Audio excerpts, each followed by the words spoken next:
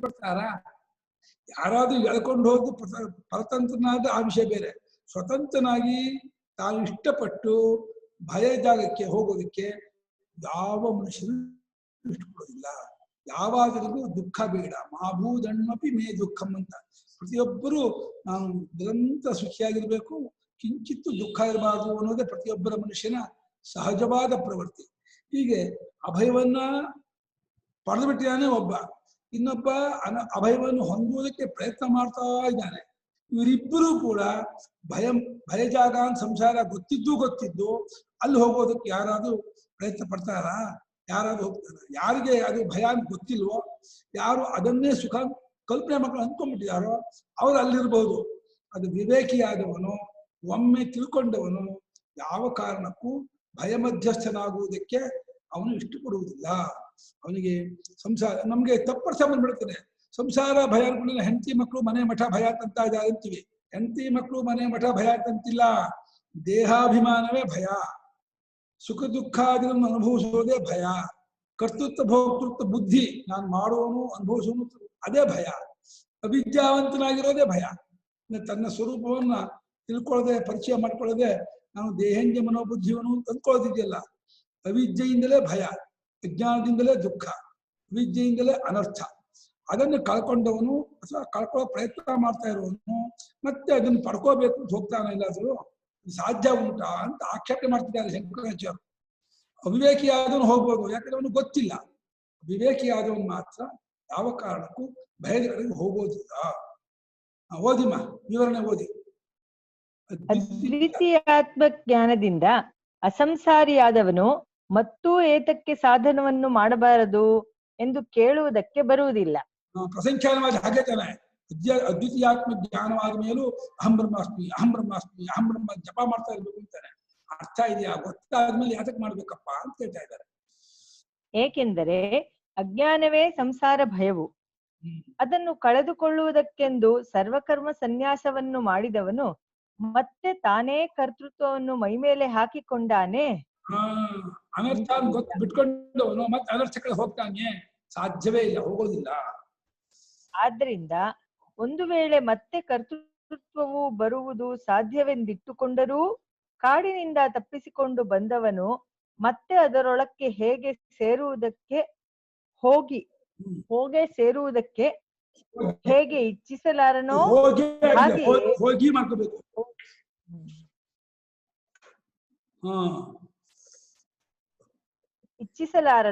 ಹಾಗೆಯೇ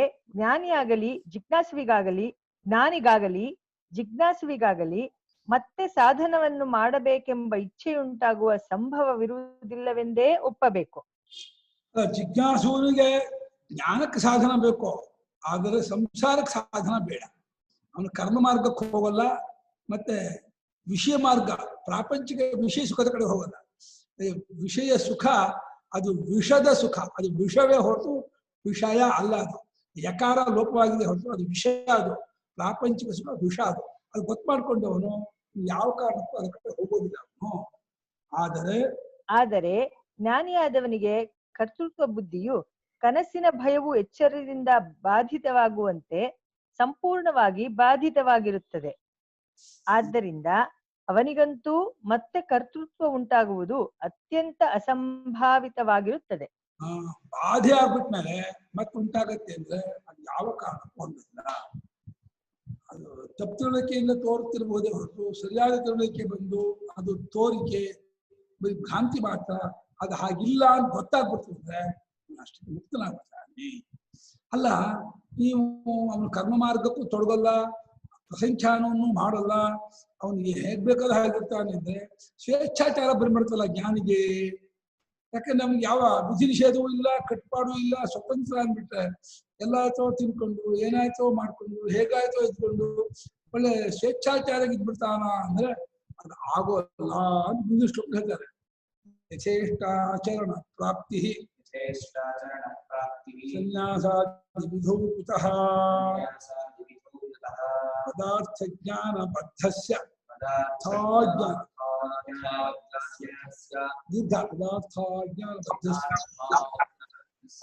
ವಾಕ್ಯಾರ್ಥಾನುಭವಾರ್ಥಿನಃ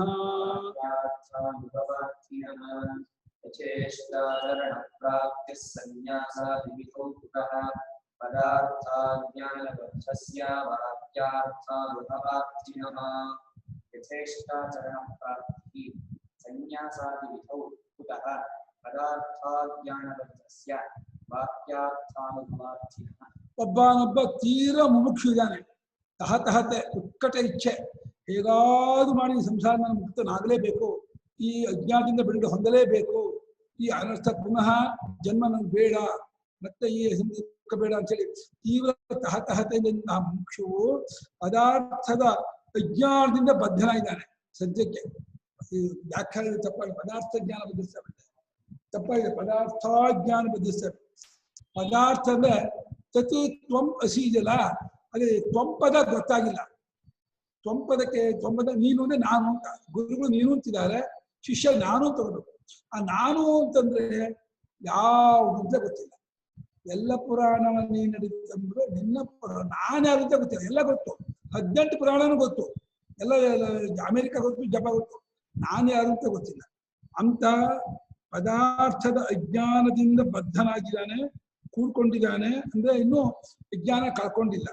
ಮತ್ತು ವಾಕ್ಯಾರ್ಥದ ಅನುಭವವನ್ನು ಪಡ್ಕೋಬೇಕು ಅಂತ ತೀವ್ರ ತಹತಹತೆ ಇದೆ, ಉತ್ಕಟ ಇಚ್ಛೆ ಇದೆ.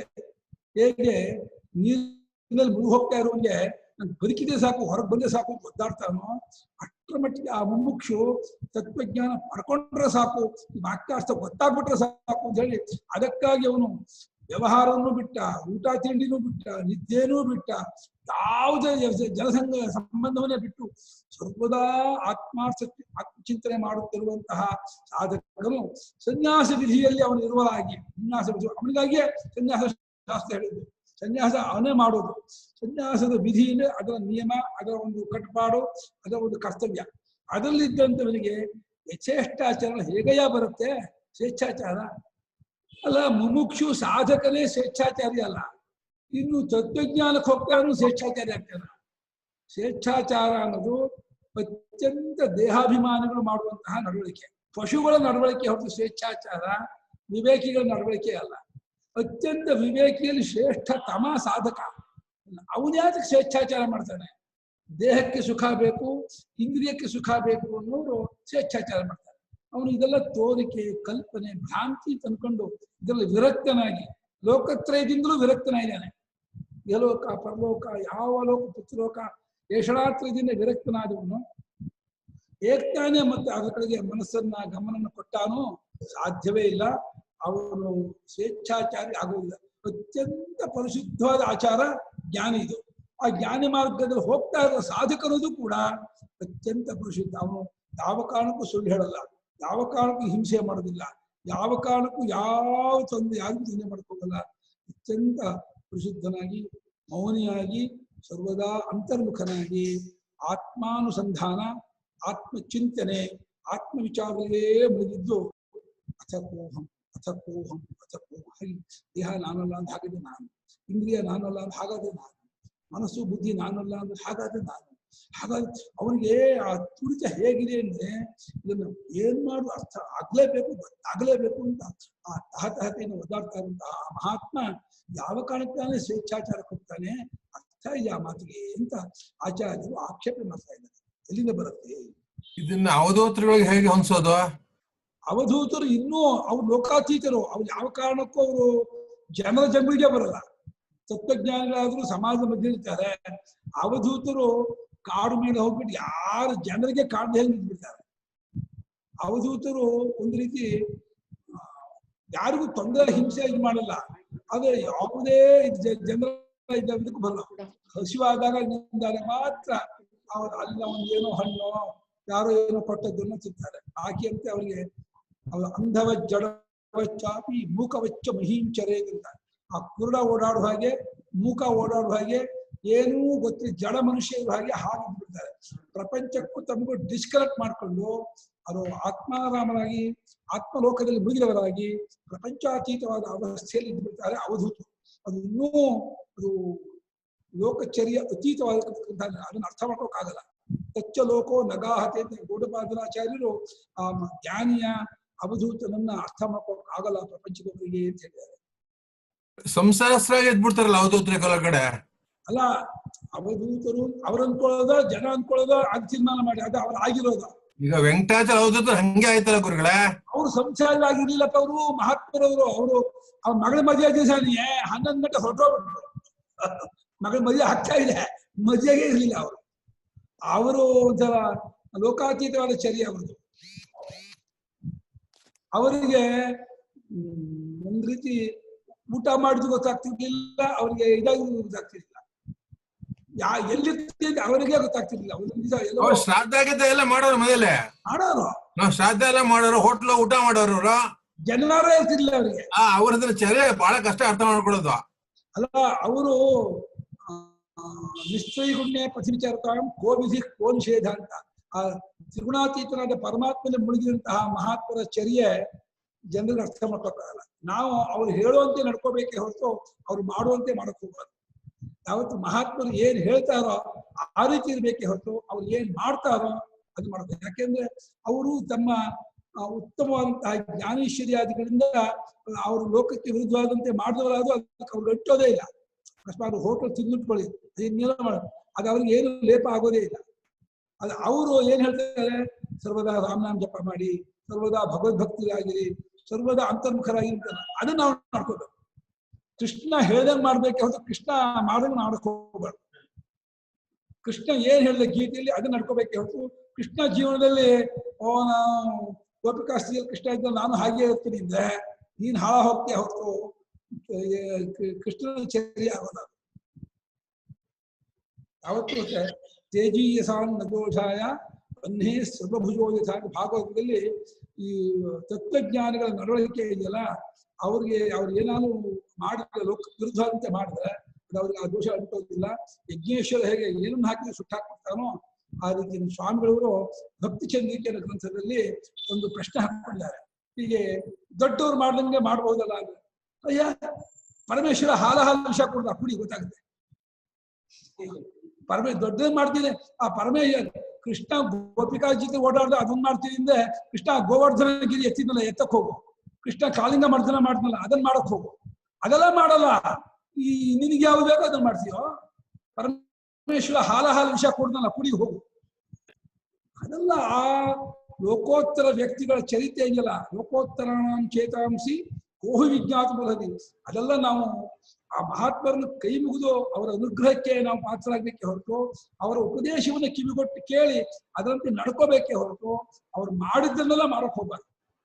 ಅವ್ರು ಹೇಳಿದ್ರು ಗುರುಗಳೇ ಅವಧೂತರು ಅಂದ್ರೆ ಯಾವ ಸಂಪ್ರದಾಯಕ್ಕೆ ಬಂತು ಗುರುಗಳೇ? ಅಲ್ಲೇ ಧೂಯ್ ಕಂಪನಿ ಧಾತು ಧೂತಾನೆ ಕೊಡುಕೊಂಡವರು ಅಂತ ಅವ ಅಂದ್ರೆ ಸಂಪೂರ್ಣವಾಗಿ ವರ್ಣಾಶ್ರಮ ವ್ಯವಸ್ಥೆಯನ್ನು ಕೊಡ್ಕೊಂಡ್ಬಿಟ್ಟು ನಾವು ಯಾವುದೇ ಬ್ರಹ್ಮಚಾರಿ ಧರ್ಮ, ಗೃಹಸ್ಥರ ಧರ್ಮ, ವಾನಪ್ರಸ್ಥ ಸನ್ಯಾಸ ಯಾವುದನ್ನು ಇಟ್ಕೊಂಡಿದ್ದೀನಿ ಒಂದು ಲೋಕೋತ್ತರ ಚರ್ಯ ಇಟ್ಕೊಂಡು ಅವರು ಸಮಾಜಕ್ಕಿಂತ ಹೊರಚಾಗಿರ್ತಾರೆ.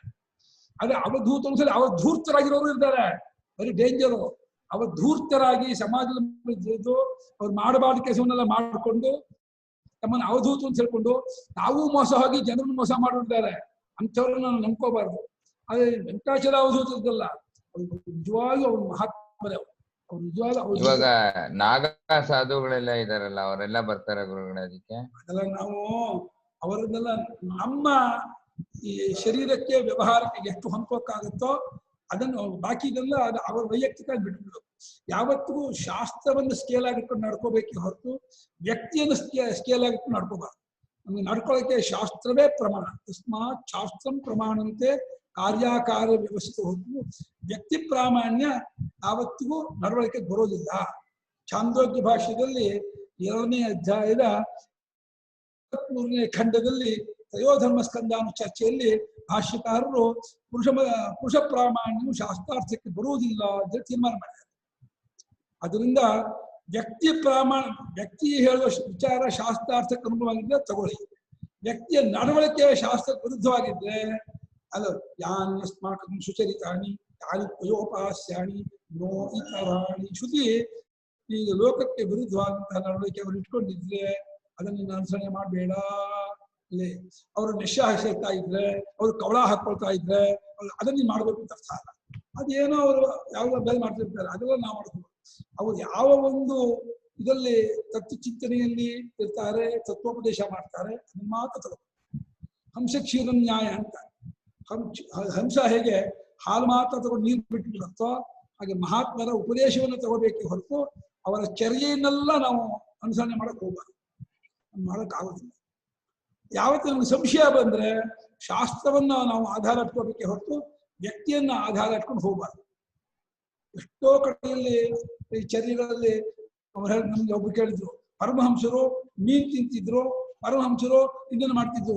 ಮಹಾತ್ಮ ಅದೆಲ್ಲ ನಂಗೆ ಹೇಳ್ಬೇಡ, ಪರಮಹಂಸರ ಉಪದೇಶ ಏನು ಅದನ್ನು ಕೇಳು, ಅದು ನಿನ್ನ ಅನುಭವಕ್ಕೆ ಹೊಂದತ್ತೆ, ಅದನ್ನ ಮಾಡು. ಅವರು ಲೋಕೋತ್ತರ ವ್ಯಕ್ತಿಗಳು, ಅವ್ರು ಏನೋ ಮಾಡಿದ್ರು ಅಂದ್ರೆ ನೀವು ಅದನ್ನ ಮಾಡಕ್ ಹೋಗ್ಬೇಡ. ಅದು ಮಾಡಿದ್ರೋ ಇಲ್ವೋ, ಯಾರ್ಯಾರೋ ಏನ್ ಹೇಳಿದ್ರು, ಸುಮ್ಮನೆ ಕತೆ ಕಾಲಿಲ್ಲ ಅಂತ ಹೇಳ್ಬಿಟ್ಟು ಅದನ್ನು ಮಾಡ್ತಿದ್ರು ಇದನ್ನು ಮಾಡಿದ್ರು ಹೇಳ್ಬಿಡ್ತಾರೆ ಜನ. ಅವ್ರು ಮಾಡ್ತಿದ್ರು ಬಿಟ್ಟು ನಮ್ಗೇನು ಗೊತ್ತಿಲ್ಲ. ಅದನ್ನ ನಾವು ಅದೆಲ್ಲ ನಂಬಕ್ ಹೋಗ್ಬಾರ್ದು. ನಾವು ಯಾವತ್ತಿಗೂ ಯುಕ್ತಿಗೆ, ಅನುಭವಕ್ಕೆ, ಶಾಸ್ತ್ರಕ್ಕೆ ಹೊಂದ್ಗಡೆಯಾದದ್ದನ್ನು ಮಾತ್ರ ನಾವು ಇಟ್ಕೋಬೇಕು ಹೊರತು ಬಾಕಿ ಇದೆಲ್ಲ ಬಿಟ್ಟು ಬಿಡ್ಬೇಕು, ಅದು ತಗೋಕ್ ಹೋಗ್ಬಾರ್ದು. ಹಾಗೆ ವ್ಯಕ್ತಿ ಪ್ರಾಮಾಣ್ಯ ಇಟ್ಕೊಂಡು ಹೋದ್ರೆ ಎಷ್ಟು ವ್ಯಕ್ತಿಗಳನ್ನ ಇಟ್ಕೊಳ್ತೀರಾ? ಒಬ್ಬೊಬ್ಬ ವ್ಯಕ್ತಿ ಒಂದೊಂದು ಥರ ಇರ್ತಾರೆ. ಹಾಗಾಗಿ ವ್ಯಕ್ತಿ ಪ್ರಾಮಾಣ್ಯವನ್ನು ನಾವು ನಡವಳಿಕೆ ಇಟ್ಕೋಕ್ ಹೋಗ್ಬಾರ್ದು. ಪ್ರಸಂಖ್ಯಾನ ವಿಧಿಯನ್ನು ಒಪ್ಪದಿದ್ದರೆ ಸನ್ಯಾಸಿಯು ಸ್ವೇಚ್ಛೆಯಿಂದ ನಡೆಯಬಹುದೆಂದಾಗುವುದು ಎಂದು 12ನೆಯ ಶ್ಲೋಕದಲ್ಲಿ ಪೂರ್ವ ಪಕ್ಷಿಯು ಹೇಳಿದ್ದು ಸರಿಯಲ್ಲ. ಏಕೆಂದರೆ ಸನ್ಯಾಸವನ್ನು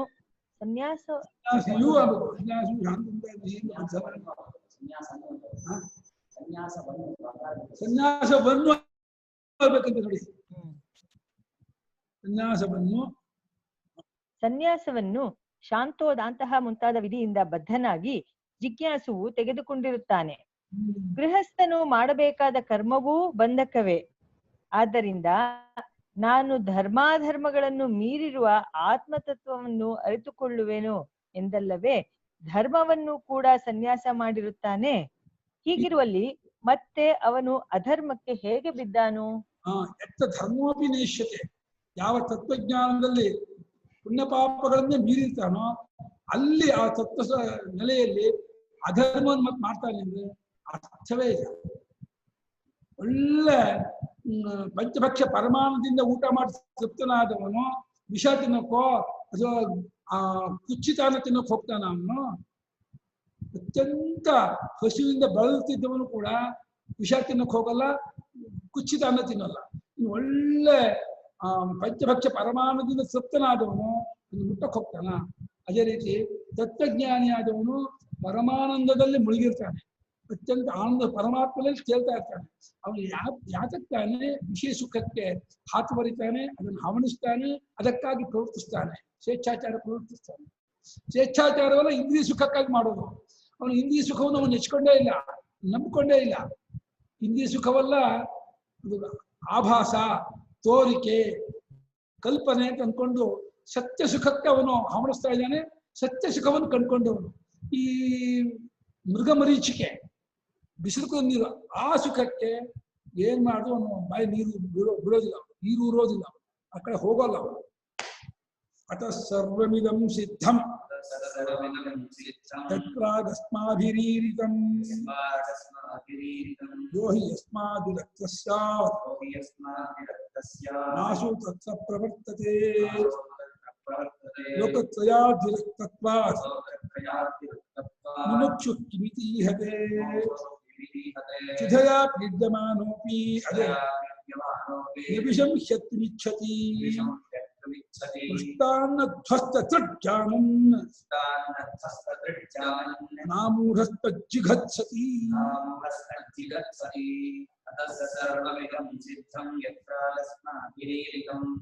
ಯೋಗಿ ಯಸ್ಮಾದ್ವಿರಕ್ತಸ್ಯ ನಾಸು ತತ್ರ ಪ್ರವರ್ತತೆ ಲೋಕತ್ರಯಾದ್ವಿರುಕ್ತತ್ವಾನ್ ಮುಮುಕ್ಷು ವಿವಿಧೀಹತೆ ಕ್ಷುಧಯಾ ಪೀಡ್ಯಮಾನೋಪಿ ನ ವಿಷಂ ತ್ಯಕ್ತುಮಿಚ್ಛತಿ ಪೃಷ್ಟಾನ್ನಧ್ವಸ್ತೃಜ್ಜಾನಂ ನಾಮೂಢಸ್ತಜ್ಜಿಘತ್ಸತಿ.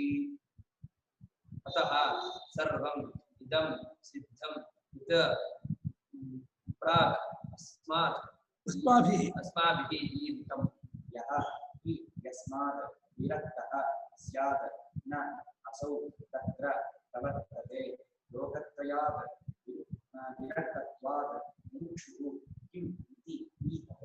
शुद्धया पीड्यमानः अपि न विषं हि तुम् इच्छति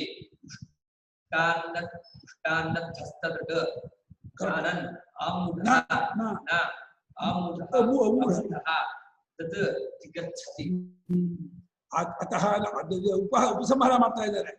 ಆದ್ದರಿಂದ ನಾವು ಇದುವರೆಗೆ ಪ್ರಾಕ್ ಹಿಂದೆ ಈ 18ನೇ ಪ್ರಕರಣದಲ್ಲಿ ಹಿಂದೆ 1ನೇ ಶ್ಲೋಕದಲ್ಲಿ ಇದುವರೆಗೆ ನಾವು ಯಾವ ಆತ್ಮವಿಚಾರವನ್ನ ಆ ಆತ್ಮವಿಚಾರ ಕಂಡುಕೊಳ್ಳೋ ಉಪಾಯವನ್ನು ಸಾಧನವನ್ನು ಏನೇ ಹೇಳ್ಕೊಂಡು ಬಂದಿದೀವೋ ಅದೆಲ್ಲವೂ ಸಿದ್ಧವಾಯಿತು, ಅದು ಸರಿಯಾಯಿತು. ಅದು ಯುಕ್ತಿಗೂ ಶಾಸ್ತ್ರಕ್ಕೂ ಅನುಭವಕ್ಕೂ ಹೊಂದಿಕೆಯಾಗಿದೆ. ಅದರಂತೆಯೇ ನೀವು ಕೂಡ ನಡ್ಕೋಬೇಕು. ತತ್ವಮಸಿ ವಾಕ್ಯಾರ್ಥವನ್ನ ನಾವು ಹೇಳಿದ ರೀತಿಯಿಂದಲೇ ವಿಚಾರ ಮಾಡಿ ನೀವು ಅಜ್ಞಾನವನ್ನು ಕಳ್ಕೊಂಡು ಕೃತಾರ್ಥರಾಗಬೇಕು. ಯಾಕೆಂದ್ರೆ ಯಾರು ಯಾವ ಸಾಧಕನು ಯಾವುದರಿಂದ ವಿರಕ್ತನಾಗಿರ್ತಾನೋ ಮತ್ತೆ ಅದರ ವಿಷಯಕ್ಕೆ ಅವನು ತಪ್ಪ್ರವರ್ತನೆ ತೊಡಗೋದಿಲ್ಲ. ಚಿಕ್ಕ ಮಕ್ಕಳಾಗಿದ್ದಾಗ ನಾವು ಗೋಲಿ ಆಟ, ಚಿನ್ನಿ ಆಟ ಇದೆಲ್ಲ ಆಟ ಆಡ್ತಾರೆ. ಇದರಲ್ಲಿ ಮೈಸೂರಿಂದ ಮೊದಲ ರಾಜ್ಯ ಗೀತೆ ತುಂಬಾ ಚೆನ್ನಾಗಿದೆ. ಹಳೆ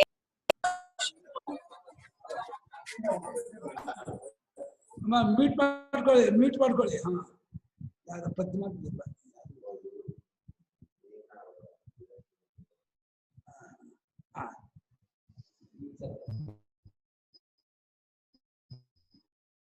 ಯಾವ ಸಾಧಕನು ವ್ಯಕ್ತವಾಗಿರ್ತಾನೋ ಮತ್ತೆ ಅದಕ್ಕೆ ಅವನು ಮತ್ತೆ ತೊಡಗೋದಿಲ್ಲ, ಎಷ್ಟು ಕೊಡೋದಿಲ್ಲ. ಚಿಕ್ಕ ಮಕ್ಕಳಾಗಿದ್ದಾಗ ಚಿನ್ನಿ, ಕೋಲು, ಗೋಲಿ, ಬಗುರಿ ಆಟ ಆಡ್ತೀವಿ. ದೊಡ್ಡವನಾಗಿದ್ದಾನೆ, ಗೃಹಸ್ಥರಾಗಿದ್ದಾನೆ, ನಮ್ಮ 45 ವರ್ಷ, ಈಗಲೂ ನಾನು ಗೋಲಿ ಆಡಕ್ ಹೋಗ್ತೀನಿ, ಬುಗುಲಿ ಆಡಕ್ ಹೋಗ್ತಾನೋ. ಯಾಕಂದ್ರೆ ಆ ಚಿಕ್ಕ ವಯಸ್ಸಿನ ಆಟ ಚಿಕ್ಕ ವಯಸ್ಸಿಗೆ ಪ್ರವೃತ್ತಿಯೇ ಬೇರೆ. ಅವನು ಸಂಪಾದನೆ ಮಾಡೋದು, ಕೀರ್ತಿ ಗಳಿಸೋದು, ಅಧಿಕಾರ ಗಳಿಸೋದು, ಅದಕ್ಕೆ ಒದ್ದಾಡ್ತಾರೆ. ಅದೇ ರೀತಿ ಮುಮುಕ್ಷು ಲೋಕತ್ರಯಾದ್ವಿರಕ್ತ, 3 ಲೋಕದ ಸುಖವೂ ಬೇಡ ಅಂತಾರೆ. ಐಹಿಕ ಸುಖ ಲೋಕ, ಪುತ್ರೈಷಣ, ವಿತ್ತೈಷಣ, ಲೋಕೈಷಣ. ಇಹಲೋಕ ಸುಖ, ಪರಲೋಕ ಸುಖ, ಅಥವಾ ಯಾವುದೇ ಕಿವಿಲಿ ಕೇಳಿದ ಬ್ರಹ್ಮಲೋಕಾಂತರ ಸುಖ, ಎಲ್ಲಾ ಲೋಕ ಸುಖದಿಂದಲೂ ವಿರಕ್ತನಾದಂತಹ ಮುಮುಕ್ಷುವು ಮತ್ತೆ ಹೆಂಗಾನೆ ಕರ್ಮ ಮಾರ್ಗಕ್ಕೆ ಅಥವಾ ಉಪಾಸನಾ ಮಾರ್ಗಕ್ಕೆ ಹ್ಯಾಕ್ತಾನೆ ಹೋಗ್ತಾನೆ. ಅವನು ಸತ್ಯವನ್ನು ಹುಡುಕ್ತಾ ಇದ್ದಾನೆ ಹೊರತು, ಸತ್ಯವನ್ನು ಕಂಡುಕೊಳ್ಳಿ ಒದ್ದಾಡ್ತಿದ್ದಾನೆ ಹೊರತು ಮತ್ತೆ ಕರ್ಮ ಮಾರ್ಗ ಮತ್ತೆ ವಿಷಯ ಮಾರ್ಗ ಮತ್ತೆ ಈ ಮಾರ್ಗಕ್ಕೆ ಅವನು ಬರೋದಿಲ್ಲ. ಅವನಿಗೆ ಪರಮಾರ್ಥ ತತ್ವ ಬೇಕು. ಅದಕ್ಕಾಗಿ ಅವನು ಆಕಡೆ. ಆದ್ರೆ ಮುಮುಕ್ಷುಗಳ ದಾರಿ ತಪ್ಪೋದಕ್ಕೆ ಅವಕಾಶ ಇದೆ ಅಲ್ವಾ ಗುರುಗಳೇ? ಜ್ಞಾನಿ ತಪ್ಪಕ್ಕಾಗಲ್ಲ. ಇದೆ, ದಾರಿ ತಪ್ಪ ಅವಕಾಶ ಇದೆ. ಯಾವಾಗ ಅಂದ್ರೆ ಸರಿಯಾದಂತಹ ಗುರು ಜೊತೆ ಇಲ್ಲೇ ಹೋದ್ರೆ ತಪ್ಪಿಡ್ತಾನೆ.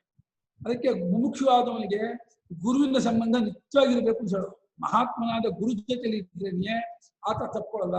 ಸ್ವತಂತ್ರವಾಗಿ ಮಾಡಕ್ ಹೋಗ್ತೀನಿ ಅಂತಂದ್ರೆ ಏನೇನೋ ತಪ್ಪರ್ಥವನ್ನು ಮಾಡಿಕೊಂಡು ಇನ್ನೇನೋ ಯೋಗ ಮಾರ್ಗವನ್ನು, ಹಠಯೋಗ ಮಾರ್ಗವನ್ನು, ಇನ್ನೇನೋ ತಾರ್ಕಿಕ ಮಾರ್ಗವನ್ನು, ಇನ್ನೇನೋ ತಂತ್ರ ಮಾರ್ಗವನ್ನು ಎಲ್ಲೆಲ್ಲ ಹೋಗ್ಬಿಡ್ತಾನೆ.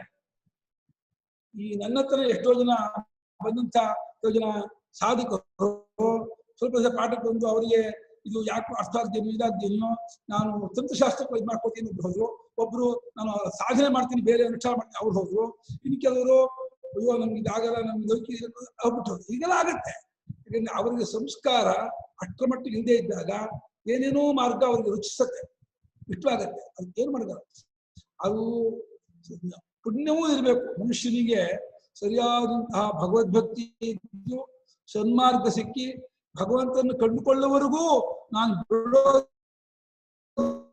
ಅನ್ನುವಂತ ತೀವ್ರ ಹಠ ಇದ್ರೆ ಭಗವಂತನೇ ಕೊಟ್ಟು ಅವನ ಜೊತೆಯಲ್ಲೇ ಇರಿಸಿ ಅವರ ಮಾರ್ಗದಲ್ಲಿಯೇ ಕಳ್ಕೊಂಡು ಹೋಗ್ತಾನೆ. ಅದು ಎರಡು ಹೇಗೆ ಒಂದು ರೈಲಿಗೆ 2 ಚಕ್ರ 2 ಟ್ರ್ಯಾಕ್ ಇರುತ್ತೋ ಹಾಗೆ ಅಷ್ಟೇ ತೀವ್ರವಾದ ಭಗವದ್ಭಕ್ತಿ ಜೊತೆಗೆ ಸರಿಯಾದಂತಹ ವೈರಾಗ್ಯ, ವಿವೇಕ ವೈರಾಗ್ಯವೂ ಇರಬೇಕು, ಆಳವಾದ ಭಗವಂತನ ಪ್ರೇಮವೂ ಇರಬೇಕು. ಆ ಎರಡನ್ನು ಇಟ್ಕೊಂಡ್ರೆ ಬರೀ ವಿವೇಕ ಶುಷ್ಕ ಜ್ಞಾನ, ಬರೀ ಭಕ್ತಿ ಅಂತ ಹೇಳಿದ್ರೆ ಮೂಢಭಕ್ತಿ ಹೋಗ್ಬಿಡ್ತಾರೆ.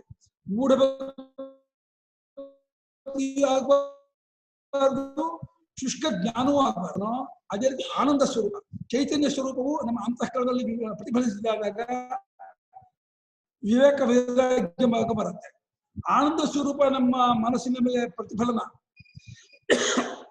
ರಿಫ್ಲೆಕ್ಟ್ ಆದಾಗ ಭಕ್ತಿ ಮಾರ್ಗ ಬರುತ್ತೆ. ಎರಡೂ ಪರಮಾತ್ಮನೇ ಸ್ವರೂಪ. ಅರಿವಿಗೂ ಮೂಲ ಪರಮಾತ್ಮನೇ. ಪ್ರೇಮಕ್ಕೂ ಮೂಲ ಪರಮಾತ್ಮನೇ. ಆನಂದ ರೂಪನಾದ ಪರಮಾತ್ಮನು ಪ್ರೇಮಾಕಾರವಾಗಿ ತಿಳ್ಕೊತಾನೆ.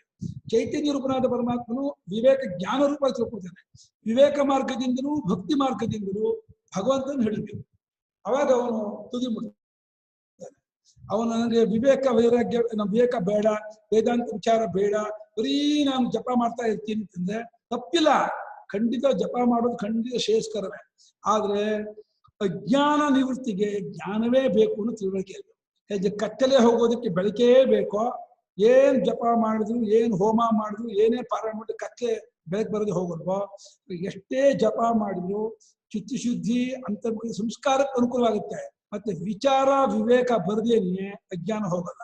ಅಜ್ಞಾನ ಹೋಗದೆ ಮೋಕ್ಷ ಆಗೋದಿಲ್ಲ. ಯಾಕೆಂದ್ರೆ ಮೋಕ್ಷಕ್ಕೆ ಅಡ್ಡಿ ಅಜ್ಞಾನವೇ. ಅಜ್ಞಾನಕ್ಕೆ ವಿಚಾರ ಮಾಡದೇ ಇರೋದೇ ಅದಕ್ಕೆ ಸಪೋರ್ಟ್. ವಿಚಾರ ಮಾಡೋದಕ್ಕೆ ಅವನಿಗೆ ಸರಿಯಾದಂತ ಗೈಡೆನ್ಸ್ ಇಲ್ಲದೆ ಇರ್ಬೋದು, ಸರಿಯಾದಂತ ಗುರುಗಳು ಮಾರ್ಗ ಸಿಗದೆ ಇರ್ಬೋದು.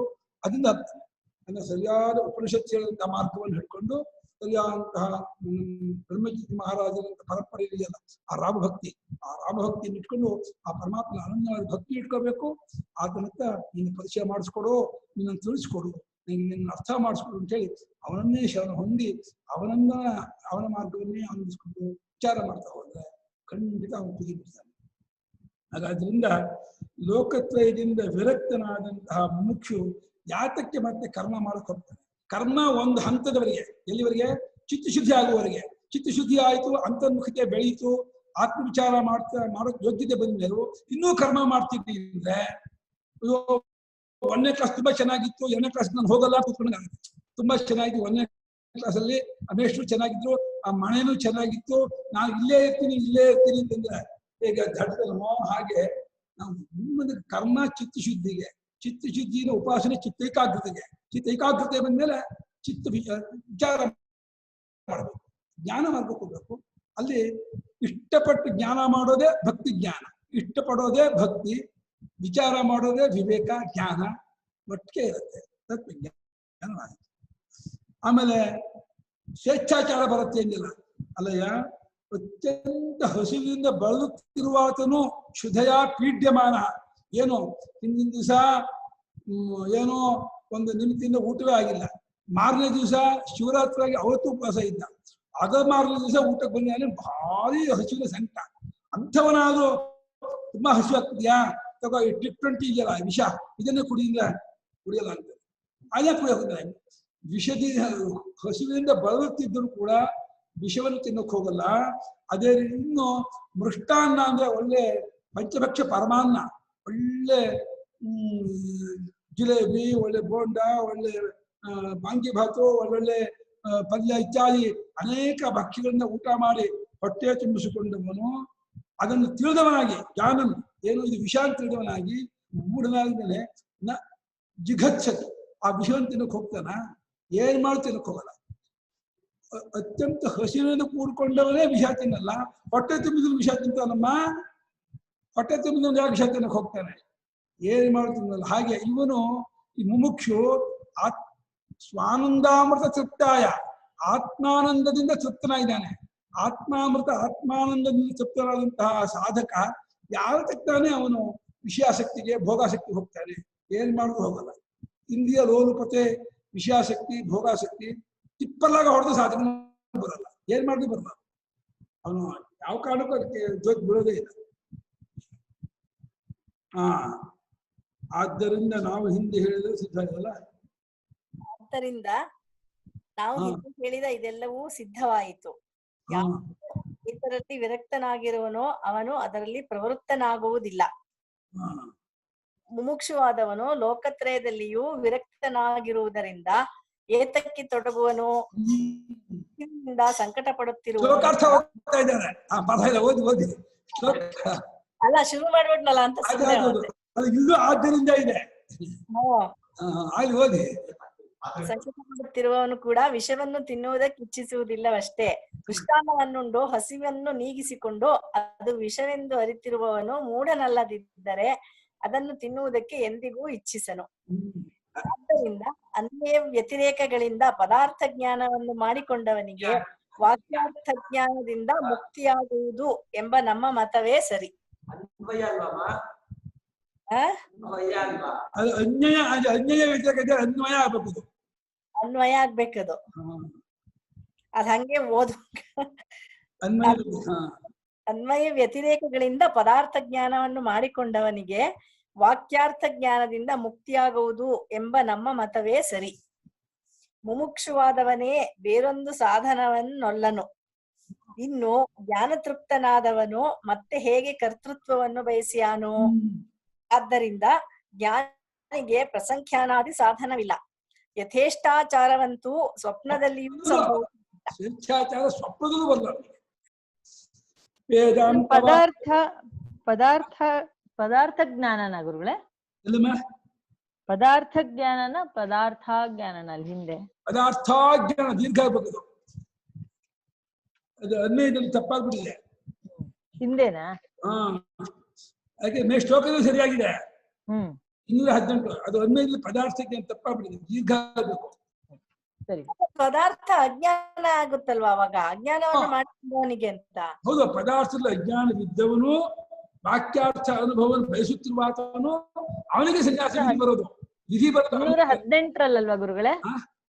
218. ಹೌದು, ಅವನೇ ಮುಮುಕ್ಷು. ಅವನಿಗೆ ಅಹಂ ಪದಾರ್ಥವನ್ನು ಗೊತ್ತಾಗಿಲ್ಲ ಮತ್ತು ವಾಕ್ಯಾರ್ಥದ ಅನುಭವವನ್ನು ಬಯಸ್ತಾ ಇದ್ದಾನೆ. ಅದಕ್ಕಾಗಿ ಸನ್ಯಾಸ ಮಾಡಿದ್ದಾನೆ. ಅವನು ಸನ್ಯಾಸ ಮಾಡಿ ಅದರಲ್ಲೇ ಇದ್ದಂಥವನು ಹೇಗೆ ಸ್ವೇಚ್ಛಾಚಾರ ಮಾಡ್ತಾನೆ ಅಂತ. ಪದಾರ್ಥ ಜ್ಞಾನನ ಗುರುಗಳೇದು ದೀರ್ಘ. ಹೌದು, ಪದಾರ್ಥ ಜ್ಞಾನ. ಅದು ಶ್ಲೋಕದಲ್ಲಿ ಸರಿಯಾಗಿದೆ, ಅನ್ವಯದಲ್ಲಿ ತಪ್ಪಾಗಿದೆ. ಅನ್ವಯದಲ್ಲಿ ಎಲ್ಲ ಅರ್ಥದಲ್ಲಿ ಪದಾರ್ಥ ಜ್ಞಾನವನ್ನು ಅಂತಿದೆಯಲ್ಲ, ಅದು ಕರೆಕ್ಟ್ ಆಗಿದೆ. ಪದಾರ್ಥದ ಅಜ್ಞಾನದಿಂದ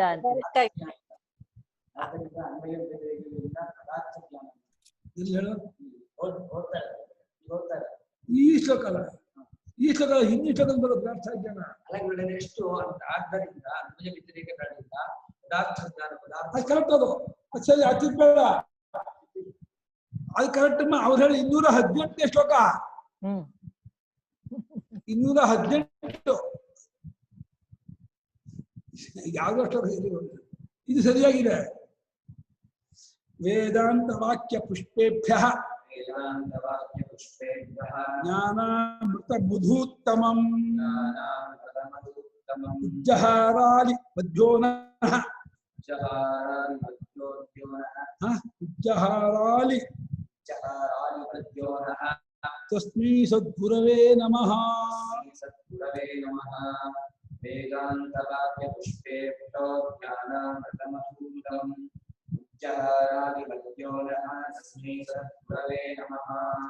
ವೇದಾಂತ ವಾಕ್ಯ ಪುಷ್ಪೇಭ್ಯಃ ಜ್ಞಾನಾಮೃತಮಧೂತಮಂ ಉಜ್ಜಹಾರ ಅನಿವದ್ಯಃ ಅಲಿವತ್ ತಸ್ಮೈ ಸದ್ಗುರವೇ ನಮಃ. ಅಲಿ ಅಂದ್ರೆ ಇದು ಭ್ರಮರ, ದುಂಬಿ. ಅದಕ್ಕೆ ಅಲಿ ಅಲಿ ಅಂತಾರೆ. ಅದು ವೇದಾಂತ ವಾಕ್ಯಗಳೇ ಹೂವುಗಳು.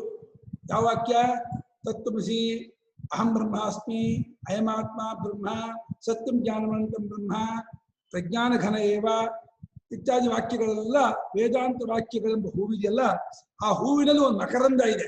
ಹೇಗೆ ಗುಲಾಬಿಯಲ್ಲಿ ಕಮಲದಲ್ಲಿ ಮಕರಂದ ಇರುತ್ತೋ ಹಾಗೆ ವೇದಾಂತ ವಾಕ್ಯಗಳೆಂಬ ಹೂವುಗಳಿಂದ ಆತ್ಮಜ್ಞಾನ ಅನ್ನೋ ಮಕರಂದ ಕೂತ್ಕೊಂಡಿದೆ. ಇಲ್ಲಿ ಜೇನುತುಪ್ಪ ಅನ್ನೋ ಮಕರಂದ ಇಲ್ಲಿದ್ರೆ ವೇದಾಂತ ವಾಕ್ಯಗಳೆಂಬ ಹೂವಿನಲ್ಲಿ ಇರತಕ್ಕಂತಹ ಮಕರಂದ ಯಾವುದೋ? ಆತ್ಮಜ್ಞಾನ. ಆತ್ಮಜ್ಞಾನ ಎಂಬ ಅಮೃತ ಅಂದ್ರೆ ನಾಶವಾಗದ ಅಮೃತತ್ವಕ್ಕೆ ಕಾರಣವಾಗಿರುವ ಉತ್ತಮ ಮಧು, ಉತ್ತಮವಾದ ಮಧು. ಅದು ಆ ಮಧು ಎಂಥ ಮಧು ಅಂತಂದ್ರೆ, ಈ ಮಧು ಜೇನುತುಪ್ಪ ಇದೆಯಲ್ಲ, ಇದು ಜಾಸ್ತಿ ಸೇವನೆ ಮಾಡಿದ್ರೆ ಸೈಡ್ ಎಫೆಕ್ಟ್ ಆಗತ್ತೆ. ಒಂದೇ ಒಂದು ಬಾಟ್ಲಿ ಜೇನುತುಪ್ಪ ಕುಡಿದು ಬಿಡ್ತೀನಿ ಅಂದ್ರೆ ವಿಪರೀತ ಆಗ್ಬಿಡುತ್ತೆ. ಆದರೆ ಈ ಜ್ಞಾನಾಮೃತ ಇದೆಯಲ್ಲ, ಜ್ಞಾನಾಮೃತ ಮಧು, ಅದು ಉತ್ತಮವಾದ ಮಧು. ಇದನ್ನ ಈ ಜ್ಞಾನವೆಂಬ ಅಮೃತವೆಂಬ ಮಧುವನ್ನ ಯಾವ ಗುರುವು ಉಜ್ಜಹಾರ ವೇದಾಂತ ವಾಕ್ಯನ ಎತ್ತು ಕೊಟ್ಟನೋ, ಇದು ಜಹ ಶ್ರೀಹರನಿಗೆ ಉಜ್ಜಹಾರ ಎತ್ತು ತೋರಿಸಿಕೊಟ್ಟನೋ ಯಾವುದಂತೆ? ಅಲಿವತ್, ಅಲಿನೇ ದುಂಬಿ, ದುಂಬಿಯಂತೆಯೇ ಭ್ರಮರ ಇದೆಯಲ್ಲ, ಇದೇ ಹೂವಿನಿಂದ ಇದನ್ನು ಹೇಳ್ಕೊಳ್ತಾರೆ. ಅದಕ್ಕೆ ಏನಂತೆ ಷಟ್ಪದಿ ಭ್ರಮರ ದುಂಬಿ ಜೇನುನೊಣ. ಜೇನುನೊಣ. ಕರೆಕ್ಟ್. ಜೇನುನೊಣದಂತೆಯೇ ಯಾವ ಗುರುಗಳು ನಮಗೆ ಈ ಜ್ಞಾನಾಮೃತವೆಂಬ ಜೇನುತುಪ್ಪವನ್ನ ನಮ್ಗೆ ತೆಗೆದು ತೋರಿಸಿಕೊಟ್ಟರೋ ಅಂತ ಸದ್ಗುರುವಿಗೆ ನಮಃ, ಸದಾ ನಮಃ ಅಂತ ಯಾವಾಗಲೂ ನಮಸ್ಕಾರ ಮಾಡ್ತೀನಿ. ಅವರ ಅನುಗ್ರಹದಿಂದ ನಮ್ಗೆ ತತ್ವಜ್ಞಾನ ಉಂಟಾಗಿ ನಮ್ಗೆ ಜನ್ಮ ಸಾರ್ಥಕವಾಗಲಿ, ಮತ್ತೆ ಈ ಸಂಸಾರಕ್ಕೆ ಬರುವಂತ ಆಗೋದು ಬೇಡ, ಈಗಲೇ ಇಲ್ಲಿಯೇ ಕೃತಾರ್ಥರಾಗ್ಬಿಟ್ಟು ಆನಂದಾಮೃತವನ್ನು ಅನುಭವಿಸ್ತಾಗಲಿ ಅಂತ ಹೇಳಿ ಆ ಗುರುಗಳ ಆರಂಭದಲ್ಲೂ ಅಂತ್ಯದಲ್ಲೂ ಖಂಡಿತಮ್ಮ ಆ ತೀವ್ರತೆ ಇದ್ದು ಬಿಟ್ರೆ ಆ ಗುರುಗಳ ಅನುಗ್ರಹದಿಂದ ಆಗೇ ಆಗತ್ತೆ, ಬಂದೇ ಬರುತ್ತೆ, ಪಡ್ಕೊಂಡೇ ಪಡ್ಕೊಳ್ತಾನೆ, ಮುಕ್ತನಾಗಿ ಆಗ್ತಾನೆ. ಅದು ಅನುಮಾನ ಇಲ್ಲ. ಎರಡೇ ಎರಡು, ಒಂದು ನಿರಂತರ ಪ್ರಯತ್ನ, ಒಂದು ಉತ್ಕಟ ಇಚ್ಛೆ. ಉತ್ಕಟ ಇಚ್ಛೆ ಇದು ನಿರಂತರ ಪ್ರಯತ್ನ ಆಗಿಬಿಟ್ರೆ ದತ್ತಜ್ಞಾನ ಆಯ್ತು. ಕೊಟ್ಟೆ ಕೊಡ್ತಾರೆ, ಎಲ್ಲಿಂದ ಕೊಡದೇ ಇರೋಕ್ಕೆ ಸಾಧ್ಯವೇ ಇಲ್ಲ, ಬಂದೇ ಬರಬೇಕು. ಹೆಂಗ್ ಬರದೇ ಇರುತ್ತೆ. ಚೆನ್ನಾಗಿದೆ. ಕೊನೆಯ ಶ್ಲೋಕ ರೂಪಕ ಮಾಡಿದ್ದಾರೆ. ಈ ಕಮಲ ಗುಲಾಬಿ ಅಂತೆಯೇ ವೇದಾಂತ ವಾಕ್ಯ ಹೂವು, ಅಲ್ಲಿ ಮಕರಂದ ಇರುವ ಹಾಗೆ ಆತ್ಮಜ್ಞಾನ ಅನ್ನುವಂತ ಮಕರಂದ ಹೂವಲ್ಲಿ ಕೂತ್ಕೊಂಡಿದೆ. ಅದನ್ನ ದುಂಬಿ ಜೇನುನೊಣ ತೆಗೆಯುವ ಹಾಗೇನೆ ಗುರುಗಳು ತೆಗೆದುಬಿಟ್ಟಿದ್ದಾರೆ. ಆ ಜ್ಞಾನಾಮೃತವನ್ನ ತೆಗೆದುಬಿಟ್ಟು ಅವರು ನಮಗೆಲ್ಲರಿಗೂ ಹಂಚಿದ್ದಾರೆ. ಹಂಚಿದಂತಹ ಆ ಗುರುವಿಗೆ ನಮಸ್ಕಾರದಲ್ಲಿ ಈಗ ಭೇದನಾಶ ಪ್ರಕರಣ, ಭೇದ ಗ್ರಹನಾಶ ಪ್ರಕರಣ 497. 10 ನಿಮಿಷ ಇದೆಯಲ್ಲ ಟೈಮು. ಪ್ರಯುಜ್ಯ ತೃಷ್ಣಾಜ್ವರನಾಶ ಕಾರಣಂ ಚಿಕಿತ್ಸಿತಂ ಜ್ಞಾನ ವಿರಾಗ ಭೇಷಜಂ ನಯಾತಿ ಕಾಮಜ್ವರ ಸನ್ನಿಪಾತಜಾಂ ಶರೀರ ಮಾಲಾ ಶತಯೋಗ ದುಃಖಿತಾಂ ಪ್ರಯುಜ್ಯ ತೃಷ್ಣಾಜ್ವರನಾಶಕಾರಣಂ ಚಿಕಿತ್ಸಿತಂ ಜ್ಞಾನವಿರಾಗಭೇಷಜಂ ನಯಾದಿ ಕಾಮಜ್ವರ ಸನ್ನಿಪಾತತಾಂ ಶರೀರಮಾಲಾಶತಯೋಗ ದುಃಖಿತಾಂ ಪ್ರಯುಜ್ಯ ತೃಷ್ಣಾಜ್ವರನಾಶಕಾರಣಂ ಚಿಕಿತ್ಸಿತಂ ಜ್ಞಾನವಿರಾಗಭೇಷಜಂ ನ ಯಾತಿ ಕಾಮಜ್ವರ ಸನ್ನಿಪಾತತಾಂ ಶರೀರಮಾಲಾಶತಯೋಗ ದುಃಖಿತಾಂ. ತೃಷ್ಣ ಅನ್ನುವಂಥ ಒಂದು ಜ್ವರ ನಮಗೆಲ್ಲರೂ ಹಿಡ್ಕೊಂಡ್ಬಿಟ್ಟಿದೆ. ನಮ್ಗೆ ಗೊತ್ತೇ ಇಲ್ಲ, ನಾವು ಆರೋಗ್ಯವಾಗಿ ಅಂದ್ಕೊಂಡಿದ್ದೀವಿ. ಯಾ ದುಶ್ಚಜ ದುರ್ಮತಿಭಿ ಯಾನ ಜೀರ್ಯತಿ ಜೀರ್ಯತಃ ಯೋ ವೈ ಪ್ರಾಣಾಂತಿಕೋ ರೋಗ, ಪ್ರಾಣಾಂತಿಕ ರೋಗ ತಾಂ ತೃಷ್ಣಾಂ ತ್ಯಜತ ಸುಖಂ. ಯಾರು ಆಸೆಯನ್ನು ಬಿಟ್ಟವರೋ ಅವರಿಗೆ ಸುಖ. ಆಸೆ ಎಂಬುದೇ ಒಂದು ನಮಗೆ ಬಂಧನ. ಆಶಾನಾಮ ಮನುಷ್ಯಾನಾಂ ಕಾಚಿದ ಆಶ್ಚರ್ಯ ಶೃಂಖಲ ಯಯಾ ಬದ್ಧಾಹ ಪ್ರಧಾವಂತಿ ಮುಕ್ತಾಸ್ತಿಷ್ಠಂತ ಪಂಗುವತು. ಆಸೆ ಬಿಟ್ಟರೆ ಕುಂಟನಾಗಿ ಒಂದೇ ಕಡೆ ಇರ್ತಾನೆ, ಆಸೆಯನ್ನು ಬೇಡಿಯನ್ನು ಕಟ್ಕೊಂಡ್ಬಿಟ್ರೆ ಓಡ್ತಾನೆ ಇರ್ತಾನೆ. ಆಸೆ ಎಂಬ ಜ್ವರದ ನಾಶಕ್ಕೆ ಕಾರಣವಾಗಿರುವ ಚಿಕಿತ್ಸಿತಮ್ಮದೇ ಔಷಧ ರೂಪದಿಂದ ಇರತಕ್ಕದ್ದಾದ ಜ್ಞಾನ ವಿರಾಗ ಭೇಷಜ, ಜ್ಞಾನ ವೈರಾಗ್ಯವೆಂಬ ಔಷಧಿ, ಅದರಿಂದ ಚಿಕಿತ್ಸೆ ಮಾಡಿದ್ದಾರೆ. ಅದನ್ನ ಪ್ರಯುಜ್ಯ ಪ್ರಯೋಗ ಮಾಡಿ ಭಕ್ತಿ ಜ್ಞಾನ ವೈರಾಗ್ಯವೆಂಬ ಔಷಧಿಯನ್ನ ಸೇವನೆ ಮಾಡಿದರೆ ನಮಗೆ ರಾಗ ಆಸೆ ಎನ್ನುವಂತಹ ಜ್ವರಕ್ಕೆ ಅದು ಚಿಕಿತ್ಸೆಗೆ ಕಾರಣವಾಗುತ್ತೆ. ಅದು ಔಷಧಿಯಾಗಿದೆ. ಅದರಿಂದ ಕಾಮಜ್ವರದಿಂದ ಬಂದು ಬೀಳುವ ಸನ್ನಿಪಾತವನ್ನು ಬೀಳುವ ಕಾಮಜ್ವರ ಇದ್ದವರಿಗೆ ಮತ್ತೆ ಬೀಳ್ತಾ ಇರ್ತದೆ. ಯಾವುದೋ ಶರೀರವೆಂಬ ಮಾಲಾಶತ, ಶರೀರದ ಒಂದು 100 ಶರೀರ ಮಾಲೆಗಳು, ಒಂದೊಂದು ಜನ್ಮಕ್ಕೂ ಒಂದು ಶರೀರ. ಆ ಶರೀರ ಅನ್ನೋದು ಒಂದು ಮಾಲೆ, ಹೇಗೆ ಹೂವಿನ ಮಾಲೆಯಲ್ಲಿ ಹೂವಿರುತ್ತೋ ಹಾಗೆ ಶರೀರದ ಮಾಲೆ, ಒಂದೊಂದು ಜನ್ಮಕ್ಕೂ ಒಂದು ಶರೀರ, ಒಂದೊಂದು ಜನ್ಮಕ್ಕೂ ಒಂದು ಶರೀರ. ಅದರ ಮಾಲೆ ಎಷ್ಟು? 100 ಮಾಲೆ.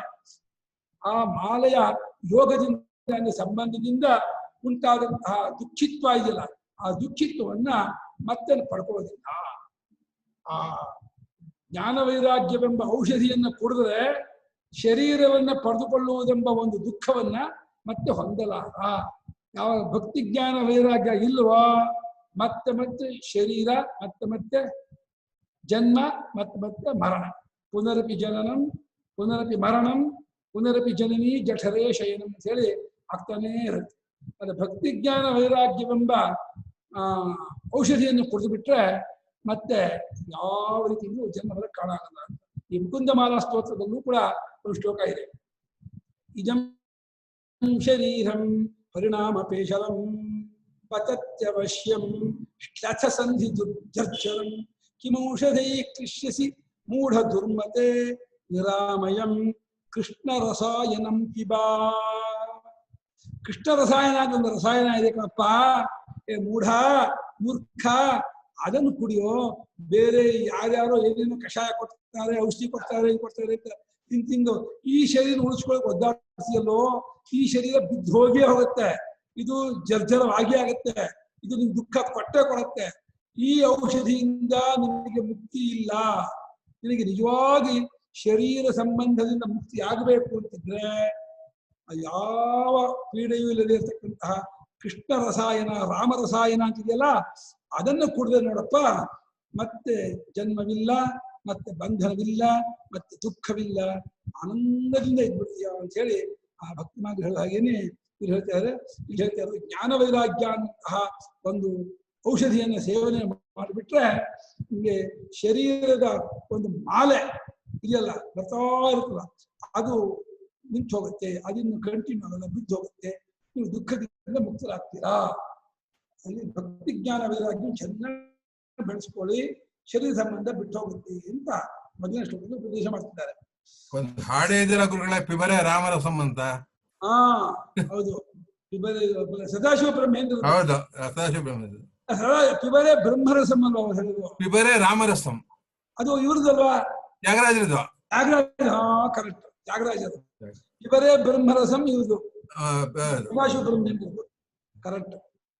ಪಿಬರೆ ರಾಮರಸಂ ಎಂದು ನಮ್ಮ ಕಲಿಯುಗದ ರಾಮಚಂದ್ರರಾಗಿರ್ತಕ್ಕಂಥ ಬ್ರಹ್ಮಚೈತನ್ಯ ಮಹಾರಾಜರು ಪದೇ ಪದೇ ಇದನ್ನು ಹೇಳಿದ್ರು. ಈ ಕಲಿಯುಗದ ದೋಷವನ್ನು ದಾಟಬೇಕು ಅಂತಿದ್ರೆ ನಿರಂತರ ರಾಮಸ್ಮರಣೆ, ಅನ್ನದಾನ, ಗೋಸೇವೆ 3 ಮಾಡ್ತಾ ಇದೆ, ನೀವು ಖಂಡಿತ ನಿಮಗೆ ದುಃಖ ಆಗಲ್ಲ ಅಂತ ಆ ಮಹಾತ್ಮರು ನಿಜಕ್ಕೂ 100ಕ್ಕೆ 100 ಅನ್ವರ್ಥ ಸತ್ಯವಾದ ಮಾತು. ಸುವರ್ಣಾಕ್ಷರ ಬರೆದಿರ್ಬೇಕು ಅವರ ವಾಕ್ಯವನ್ನ. ಎಷ್ಟು ಚೆನ್ನಾಗಿ ಹೇಳಿದ್ದಾರೆ ಅಂದ್ರೆ, ರಾಮನಾಮದಲ್ಲಿ ಇದ್ಬಿಡಿ, ನಿಮ್ಮನ್ನು ಮೃತ್ಯು ಮುಟ್ಟಲ್ಲ, ಯಾವ ಭಯವೂ ಇಲ್ಲ ಅಂತ. ನಮ್ಗೆ ಅದು ಒಂದೇ ಆಗಲ್ಲ, ಅದು ಒಂದೇ ಕಹಿ. ನಮಗೆ ವಿಷಯದಿಂದ ವಿಷಯ ಸುಖ ಬಹಳ ಚಪ್ಪಸ್ತೀವಿ, ರಾಮನಾಮ ಅಂದ್ರೆ ಕಹಿ ಆಗುತ್ತೆ ನಿಮಗೆ. ಈ ಜ್ವರ ಬಂದವರಿಗೆ ಒಳ್ಳೆ ಬಿಸಿಬೇಳೆ ಭಾತ್ ಅನ್ನವೂ ಕೂಡ ಸಪ್ಪಿ ಆಗುತ್ತಲ್ಲ, ಕಹಿ ಆಗುತ್ತಲ್ಲ. ನಮ್ಮ ನಾಲಿಗೆ ಕೆಟ್ಟೋಗಿದ್ರೆ ಆ ಬಿಸಿಬೇಳೆ ಭಾತ್ ಅನ್ನವೂ ಕಹಿ ಆಗುತ್ತೆ. ಹಾಗೆ ನಮ್ಮ ಮನಸ್ಸು ಕೆಟ್ಟೋಗಿದ್ರೆ ನಮ್ಗೆ ರಾಮನಾಮವೂ ರುಚಿಸೋದಿಲ್ಲ, ರಾಮನಾಮವೂ ಕಹಿಯಾಗಿ ಕಾಣುತ್ತೆ. ಮನಸ್ಸು ಸರಿಯಾಗಿದ್ರೆ ಎಲ್ಲ ಚೆನ್ನಾಗಿರುತ್ತೆ. ರೋಗದ ನಿಮಿತ್ತ ಪೂರ್ವ ರೂಪ ಉಪಶಮ ಉಪಶಯ ಪ್ರಾಪ್ತಿ. ರೋಗದ ನಿಮಿತ್ತ ಅಂದ್ರೆ ರೋಗಕ್ಕೆ ಬರೋ ಕಾರಣ, ಆಗ ಪೂರ್ವ ರೂಪ ಅಂದ್ರೆ ಅದ ಮೊದಲನೇ ಅವಸ್ಥೆ. ಹಿಂಗೆ ಏನ್ ಮಾಡ್ಕೊಂಡೆ ನೋಡ್ಕೋಬೇಕು. ಜ್ವರ ಬಂತು ಅಂದ್ರೆ 4 ದಿವಸದಿಂದ ನೋಡ್ಕೊ, ಏನ್ ತಿಂದೆ, ಎಲ್ಲಿ ಹೋಗಿದ್ದೆ, ಏನ್ ಮಾಡಿದೆ ನೋಡ್ಕೋಬೇಕು. ಓ ಅವತ್ತು ಅಲ್ಲಿ ಏನೋ ಮೊನ್ನೆ ಹೋಗಿದ್ದೆ ಕಣ, ಅಲ್ಲಿ ಹಾಕಿದ್ರಪ್ಪ ಸ್ವಲ್ಪ ಜಾಸ್ತಿ ತಿಂದ್ಬಿಟ್ಟೆ ಪಾ ಅಂತ. ನಾನೊಂದ್ಸಲ ಲಕ್ವಳ್ಳಿ ಹೋಗಿದ್ದೆ. ಲಕ್ವಳ್ಳಿಗೆ ಹೋಗಿದ್ದಾಗ ಅಲ್ಲೊಂದು ಬಹಳ ಒಳ್ಳೆ ಊಟ ಆಗಿತ್ತು. ಅಲ್ಲಿ ಏನಾಗುತ್ತೆ, ಬಾಳಕ ಮಾಡಿದ್ರು. ಬಾಳಕ ಏನೋ ಒಂದ್ಸಲ ಅದು ಅಷ್ಟೊಂದು ಖಾರನೂ ಇರಲಿಲ್ಲ, ಬಹಳ ಚೆನ್ನಾಗೂ ಇತ್ತು. ಅವರು ಒಳ್ಳೆ ಗಟ್ಟಿ ಮೊಸರು ಹಾಕ್ಬಿಟ್ರು, ಇದನ್ನ ಬಿಸಿ ಬಿಸಿ ಆ ಬಾಳಕನ ಹಾಕೊಂಡು ಒಂದು 3-4 ಬಾಳಕ, 4-5-6 ತಿನ್ನೇನೋ, ಅದು ಚೆನ್ನಾಗಿ ತಿನ್ಬಿಟ್ಟೆ. ತಿಂದ್ಬಿಟ್ಟಿದೀನಿ. ಅವಾಗೇನು ಗೊತ್ತಾಗ್ಲಿಲ್ಲ. ಅವತ್ತು ರಾತ್ರಿ ನಾನು ಬೆಂಗಳೂರಿಗೆ ಬರ್ಬೇಕಾಗಿತ್ತು, ರಾತ್ರಿ ಟ್ರೈನಿಗೆ. ಮತ್ತು ಹೋದೆ, ಸಂಜೆ ಆಟೋದ ಬಂದು ಹೋದೆ. ರಾತ್ರಿ 11 ಗಂಟೆ ಹೊತ್ತಿಗೆ ಹುಡುಗರು ಶುರು ಆಯ್ತಪ್ಪ. ಹುಡುಗರು ಯಾಕೆ ಹೀಗಾಗ್ತಿ ಅಂತ ನೀರು ಕುಡಿಯೋದು ನಾನು ಮಾತಾಗಿದ್ದು ಇಟ್ಕೊಂಡಿಲ್ಲ. ಶುರುವಾಯ್ತು ಒಂದು ಡೀಸೆಂಟ್ರಿ. ಪ್ರತಿ 1/4 ಗಂಟೆ 20 ನಿಮಿಷಕ್ಕೆ ಸುಮಾರು 15-20 ಸಲ 30 ಸಲ ಹೋಗಿದ್ದೀನಿ. ಎಷ್ಟು ಸುಸ್ತಾಗ್ಬಿಟ್ಟು ಹಿಂದೆ ನಾನು ಅಪ್ಪ ಯಾರೋ ಒಬ್ರು ಸ್ವಾಮಿ ಕುಡಿಲಿ ನೀರು ಕೊಟ್ಟರು ಮಾಡಿದ್ರು, ನೀರು ಕುಡಿತಾ ಇದ್ದೀನಿ. ನಾನು ಶೋಭಾ ಡಾಕ್ಟರ್ ಅವರು ಅವ್ರಿಗೆ ಫೋನ್ ಮಾಡಿದೆ. ಅವರು ಏನೋ ಅಕ್ಕಪಕ್ಕ ಇಂಥ ಮಾತಿಲ್ಲ, ನೀವು ತಗೊಳ್ಳಿ 2 ರೂಪಾಯಿ ತಗೊಳ್ಳಿ ಹಾಗೆ ಹೇಳಿದ್ರು. ರಾತ್ರಿ ಬೆಳಗಿನ ಜಾವ 4 ಗಂಟೆಗೆ 4:15ಗೆ ಸ್ಟೇಷನ್ಗೆ ಹೋಯ್ತು. ಅವ್ರು ಕಳಿಸಿದ್ರು. ಆ ಕಾರು ಪಾಪ ಅವ್ರ ಮನೆಗೆ ಹೋಗ್ತಿಲ್ಲ, ಅವರು ಮುಂಚೆ ಕೊಟ್ಟು ಆ ಚಿಕಿತ್ಸೆ ಮಾಡಿದ್ರು. ಅಲ್ಲಿ ಹೋಗಿ ಆ ತಿನ್ನುವಾಗ ಮಾತ್ರ ಆ ನಾಲ್ಗೆ ಚಪಲ ಇದೆ, ಜುಕ್ಕ ಚಾಪಲ್ಯ, ದರಿದ್ರ 2 ಇಂಚ್ ಉದ್ದಮ್ಮ. ಅದು ಎಷ್ಟು ಗೋಳೆ ಕೊಡ್ತೆ ಗೊತ್ತಾ ಅದು. ಅಯ್ಯಪ್ಪ 8-10 ಗಂಟೆ ಸತಾಯಿಸ್ಬಿಡ್ತು. ಮಾರನೇ ದಿವಸ ಜ್ವರನೂ ಬಂತು. ಅದರ ಮಾರನೇ ದಿವಸ ಹುಷಾರಾಯ್ತು. ಬಹಳ ಕಷ್ಟ. ಆ ಪುಣ್ಯಾತ್ಕಿತಿ ಮಾಡಿದ್ರಿಂದ ನಂಗೆ ಬೇಗ ಹುಷಾರಾಯ್ತು, ಅನುಕೂಲ ಆಯ್ತು. ಬಹಳ ತುಂಬಾ ಪಾಪ ಅವತ್ತು ನನ್ನ ಜೊತೆಲೇ ಇದ್ದು ಬಹಳ ಔಷಧಿ ಮಾಡಿ ಪ್ರತಿ ಗಂಟೆಗೂ ಚೆಕ್ ಮಾಡ್ತಿದ್ರು ಜ್ವರ ಎಷ್ಟಿದೆ ಇದೆ ಅಂತ. ಬಹಳ ಮಾಡಿದ್ರು ಶಿವ ಡಾಕ್ಟ್ರು. ತುಂಬಾ ಸೇವೆ ಮಾಡ್ಬಿಟ್ರು, ತುಂಬಾ ಸಲ ಮಾಡಿದ್ದಾರೆ ಆ ಥರ. ರೋಗ ನಿಮಿತ್ತ, ಪೂರ್ವರೂಪ, ಉಪಶಮ, ಪ್ರಾಪ್ತಿ ಇವುಗಳನ್ನು ತಿಳಿದವನು ರೋಗವನ್ನು ಬಲ್ಲವನೆಂದು ವೈದ್ಯರು ಹೇಳುತ್ತಾರೆ. ಯಾರಪ್ಪ ವೈದ್ಯ ಅಂದ್ರೆ? ಅವ್ರು ಓದ್ತಾ ಇದ್ರಲ್ಲ. ಇನ್ನ ಔಷಧಿ ಕೊಡೋದಲ್ಲ ವೈದ್ಯ ಅಂದ್ರೆ. ಏನ್ ಜ್ವರ ಬಂದಿದೆ, ಏನ್ ತಿಂದ್ರಿ, ಮೊನ್ನೆ ಏನ್ ಮಾಡ್ಕೊಂಡ್ರಿ ಎಲ್ಲ ಕೇಳ್ಕೊಂಡು ಔಷಧಿ ಕೊಡೋ ನಿಜವಾದ ವೈದ್ಯನೇ ಹೊರತು ಬಂದಂತೆ ಔಷಧಿ ಕೊಟ್ಬಿಟ್ಟ ಅಂದ್ರೆ ಅದೇನು ವಿಪರೀತವಾಗ್ಬಿಡುತ್ತೆ. ಜ್ವರವೆಂಬುದು ರೋಗಗಳಲ್ಲಿ ರಾಜನು. ಅದು ವಾತ, ಪಿತ್ತ, ಶ್ಲೇಷ್ಮ ಎಂಬ ಒಂದೊಂದು ದೋಷದಿಂದಲೂ ಉಂಟಾಗಬಹುದಲ್ಲದೆ ಇವುಗಳ ಸನ್ನಿಪಾತದಿಂದಲೂ ಆಗಬಹುದು. ಸನ್ನಿಪಾತ ಅಂದ್ರೆ ಏನು ಗುರುಗಳೇ? ಬೀಳುವುದು ಅಂತ. ಬಂದು ಒದಗುವುದು, ಬೀಳುವುದು, ಒದಗುವುದು ಅಂತ. ಸನ್ನಿಪಾತ. ಸಮ್ಮನೆ ಚೆನ್ನಾಗಿ ಈ ತರ ಪತತಿ ನಮ್ಮೇಲೆ ಬಂದು ಬೀಳೋದು ಅಂತ. ನಮಗೆ ದುಃಖ ಸನ್ನಿಪಾತ, ರೋಗ ಬಂದು ಬೀಳೋದು ಅಂತ. ಅಟ್ಯಾಕ್ ಆಗೋದು ಅಂತ. ಅಟ್ಯಾಕ್ ಅದರ ದೋಷದಿಂದ ಬರ್ತಾ ಇದೆ ಅಲ್ಲ. ಸನ್ನಿಪಾತ ಅಂದ್ರೆ ಅಲ್ಲ, ದೋಷದಿಂದಲೂ ಉಂಟಾಗುವುದಲ್ಲದೆ ಇವುಗಳ ಸನ್ನಿಪಾತ ಅಂದ್ರೆ ಇದು ಪಾತ ಪಿತ್ತ ಒಂದೊಂದು ದೋಷದಿಂದ ಉಂಟಾಗುತ್ತೆ. ಇವುಗಳ ಸನ್ನಿಪಾತ ಅಂದ್ರೆ ಇವುಗಳ ಒಂದೊಂದರ ಬಿಡುವಿಕೆಯಿಂದರು, 3 ಬೀಳುವಿಕೆಯಿಂದ್ರು, ಒಂದೊಂದರ ಬಿಡುವಿಕೆಯಿಂದರು. ಸನ್ನಿಪಾತ ಅಂದ್ರೆ ಬೀಳೋದೆ. ಈ ಪ್ರಕ್ರಿಯೆಯನ್ನು ಮನಸ್ಸಿಗೆ ತಂದುಕೊಂಡು ಆಚಾರ್ಯರು ಸಂಸಾರವನ್ನು ಒಂದು ಸನ್ನಿಪಾತ ಜ್ವರವೆಂದು ಕಲ್ಪಿಸಿ ಅದಕ್ಕೆ ಜ್ಞಾನ ವೈರಾಗ್ಯಗಳೇ ಸರಿಯಾದ ಚಿಕಿತ್ಸೆ ಎಂದು ತಿಳಿಸಿರುತ್ತಾರೆ. ಸನ್ನಿಪಾತ ಜ್ವರ ಅಂತ ಒಂದು ಜ್ವರ ಇರ್ಬೇಕು. ಹಾಗಾದ್ರೆ ಸನ್ನಿಪಾತ ಜ್ವರ ಅಂತ ಒಂದು ಇರ್ಬೇಕು. ಸನ್ನಿಪಾತ ಜ್ವರ ಇದೆ. ಹೌದಾ?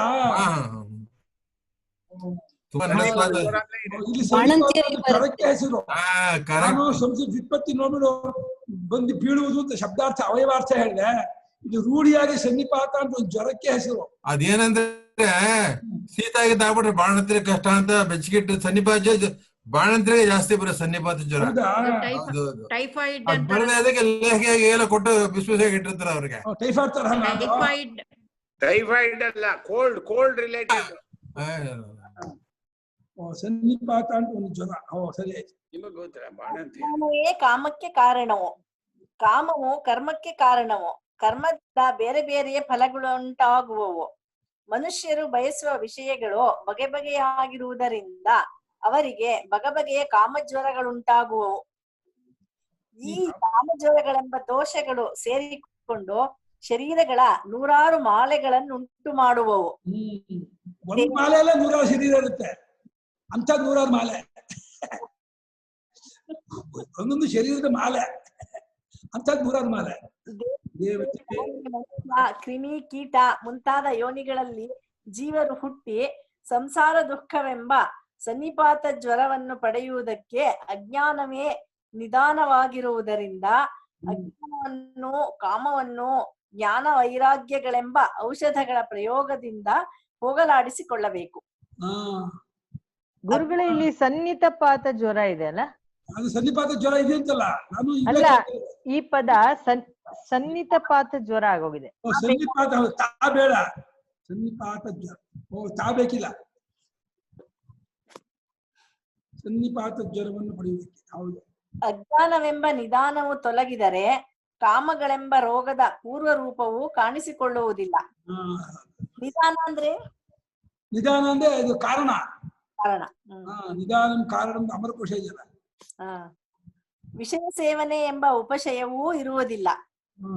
ದುಃಖಿತ್ವ ಎಂಬ ರೋಗದ ರೂಪವು ಸಮೂಲವಾಗಿ ಹೋಗಿಬಿಡುತ್ತದೆ. ತೃಷ್ಣೆಯಿಂದಾಗುವ ಜ್ವರವು ಹೋದರೆ ಮನುಷ್ಯನಿಗೆ ಸಿಕ್ಕುವ ಸುಖವು ಅಪರಿಮಿತವಾದುದು.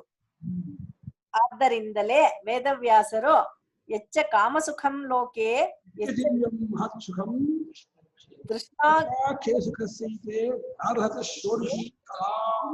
ಷೋಡಶೀಂ ಕಲಾಂ. ಇಂದ್ರಿಯಗಳಿಂದ ವಿಷಯವನ್ನು ಅನುಭವಿಸೋದ್ರಿಂದ ಏನ್ ಆನಂದವೋ ಅದನ್ನ ವೈರಾಗ್ಯದಿಂದ ಬಿಟ್ರೆ ಅವರಿಗಾಗುವ ಆನಂದ. ಈ ವಿಷಯಾನಂದವು ಆ ಬಿಟ್ಟ ಆನಂದಕ್ಕೆ 16ನೇ ಒಂದು ಭಾಗ ಇದೆ ವಿಷಯಾನಂದ. ಅವನಿಗೆ 16 ಪಟ್ಟು ಹೆಚ್ಚು ಆನಂದ ಆಗುತ್ತೆ. ಇನ್ನೂ ಪಟ್ಟು ಜಾಸ್ತಿನೇ. ಶತಂ 3 ಪಟ್ಟು ಆನಂದ. ಮೋಕ್ಷ ಧರ್ಮ 174-46 ಈ ಶ್ಲೋಕ ಇದೆಯಾ? ಲೋಕದಲ್ಲಿ ಯಾವುದು ಕಾಮದಿಂದಾಗುವ ಸುಖ ಉಂಟೋ, ಪರಲೋಕದಲ್ಲಿ ಯಾವ ಮಹಾ ಸುಖ ಉಂಟೋ ಅವೆರಡೂ ತೃಷ್ಣಾಕ್ಷಯ ಸುಖದ ವೀಸಾ ಪಾಲನ್ನೂ ಹೋಲುವುದಿಲ್ಲ ಎಂದಿರುತ್ತಾರೆ. ವೀಸಾ ಅಂತ ಅಡ್ಡ ವೀಸಾ ಅಂತ ಹಾಕೋದು ನಮ್ಮ ನಾಗರಾಜ ಅವರ ಬಾಲ್ಯಕಾಲದ ₹1 ಎಷ್ಟೋ ವೀಸಾ, ಎಷ್ಟೋ ಹಣೆ, ಎಷ್ಟೋ ಅಡ್ಡ. ಇದು ಗೊತ್ತಿದೆ, 4 ಆಣೆಂದೇ ಗೊತ್ತಾಗಲ್ಲ ವೀಸಾ. ಅಡ್ಡ ಮುಪ್ಪಾಗ ವೀಸಾ ಅಡ್ಡ ಮುಪ್ಪಾಗ ವೀಸಾ. ಹೌದಾ? ವೀಸಾನು ಒಂದು ಹಣೆ ಅದಿರ್ಲಿಲ್ಲ, ವೀಸಾನು ಒಂದು ಹಣೆನಾ? ವೀಸಾ ಅಂದ್ರೆ ಇಲ್ಲ, ಒಂದಾಣೆ ಅಂತಲ್ಲ, ಅದ ಪಂಚೇರು 5 ಸೇರು. 5 ಸೇರ ವೀಸಾ. ಸೇರು ಕೊಳಗ ಅಂತಾರಪ್ಪ. 5 ಸೇರು ಕೊಳಗ ಅಂತಾರ, ವೀಸಾ ಅಂತಾರ. ವೀಸಾ 8 ಸೇರು ಕೊಳಗ. ದಡಿಯ ವೀಸಾ. ಹೌದೌದು. ಹಾಗ ವೀಸಾ ಅಂತಿದ್ರಲ್ವಾ? 2 kg. ಆಗ ಮುಪ್ಪಾಗ ದಡಿಯ ವೀಸಾ. ಮೆಜರ್ಸ್ ಅಲ್ಲ, ಮೆಜರ್ಸ್. 8 ಗಂಟೆ ಆಯ್ತು. ಇದರಲ್ಲಿ